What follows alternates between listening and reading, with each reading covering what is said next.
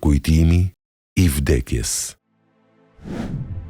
Kur është pyetur Muhamedi alayhi salam si pastrohet zemra, sepse ajo mund të ndryshket sikur se hekuri, ai është përgjigjur me lexim të Kuranit dhe me kujtim të vdekjes. Shpirti nuk është i kësaj bote. Andaj është e domosdoshme që çdo ditë ta kujtojmë ndarjen me këtë trup dhe me këtë botë. Shpirti e dëshiron burimin e tij, kurse trupi e roboron si ujë në akull. Prandaj derisa flem, shpirti rehatohet sikur akulli kur shkrihet, duke u kthyer në gjendjen e tij origjinale.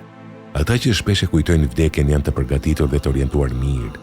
E dinë se ku janë duke shkuar, andaj ata nuk kanë nevojë për navigacionin e shejtanit.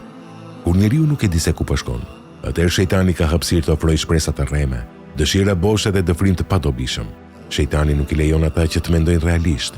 Ata ikin që as pak të mos mendojnë për vdekjen, sepse jeta është e shkurtër dhe, sipas logjikës së iblisit, duhet të shfrytëzohet sa më mirë që të bëhen sa më shumë mëkate. Vdekja ndan gjithçka përtej të cilës na mashtron shejtani.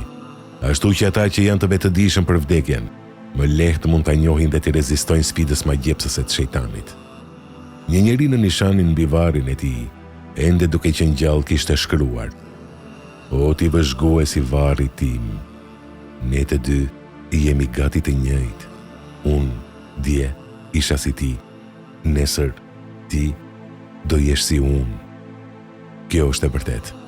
Një realitet nga i cili shumë prej nesh ikim, por nuk mund të ikim, siç thot Allahu i plotfuqishëm. Vdekja nga e cila po ikni, me siguri do t'ju arrijë. Surja Xhumua 8. Ne, në fakt, jemi duke ikur nga vdekja në vdekje. Prandaj një urt ka thënë: përmbahuni 3 gjërave, librave, pyjeve dhe varrezave. Shumë njerëz kur vinë në xhenaze për dikë, as pak nuk janë të vetëdijshëm se së shpejti edhe atyre nesër do të vinë ashtu, por njeriu për nga natyra harron dhe është i dobët. Iblisi pikërisht këtë dobësi e shfrytëzon dhe tenton të na bëjë që sa më pak të mendojmë për vdekjen, në mënyrë që të bëjmë mëkate dhe ta përdorim navigacionin, GPS-in e tij. Një sundimtar kishte kërkuar nga dietarët e tij që t'i shkruanin vetëm 2 fjalë, të cilat do ta bënin të mendonte, edhe kur ishte i pikëlluar, edhe kur ishte i lumtur. Ulemat menduan për një kohë të gjatë dhe më në fund i shkruan: "O sundimtar, edhe kjo do të kalojë." Shumë këshilluese. Edhe gëzimi, edhe pikëllimi, të gjitha do të kalojnë. Kur një dietar e ndërtoi një shtëpi dhe e pa atë, ja plasi vajt. Njerëzit e tij e pyetën, sepse po qante kur do të duhej të gëzohej. Ai u tha atyre: "O mos të ishte vdekja, unë do të gëzohesha. Më duhet të shpërngulem në shtëpinë e përjetshme." Një tjetër, në një gazment, ishte shprehur: "Më së shumti më brengos gëzimi, për të cilin e di se do të kaloj." Me të vërtetë, gjithçka do të kaloj. Për këtë jetë, nesër në botën tjetër, duhet i japim llogari Allahut plotfuqishëm. Një shembull të ngjashëm me këtë të sundimtarit e kemi kur një njeri pa pranë rrugës një tabel ku ishte shkruar: "Edhe kjo do të kaloj." Aty pari kishte kaluar një njeri dhe i kishte pyetur se çfarë do të thotë kjo. Ai ishte përgjigjur: "Çdo gjë që ndodh, asgjë nuk do të zgjas për gjithmonë. Qofti shëndosh, i sëmur, i pasur, i varfër, i bukur, i shëmtuar, sundimtar, bari, gjithçka do të kaloj." Kurse ky ju përgjigj atij: "E po, këtë e din të gjithë." Ndërsa ai ja ktheu: "Po, por nuk po e din budallai i cili po pyet." Meqense shejtani nuk ka bërë asgjë të mirë, ai dëshiron ta ketë një shoqëri të llojit të vet.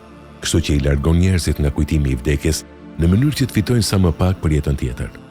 Kur një njeri i pasur shkon në shtëpinë e shokut të tij, gjithashtu njeri i pasur, dhe pas se nuk kishte shumë mobilje, e pyeti se ku po investonte kapitalin e tij.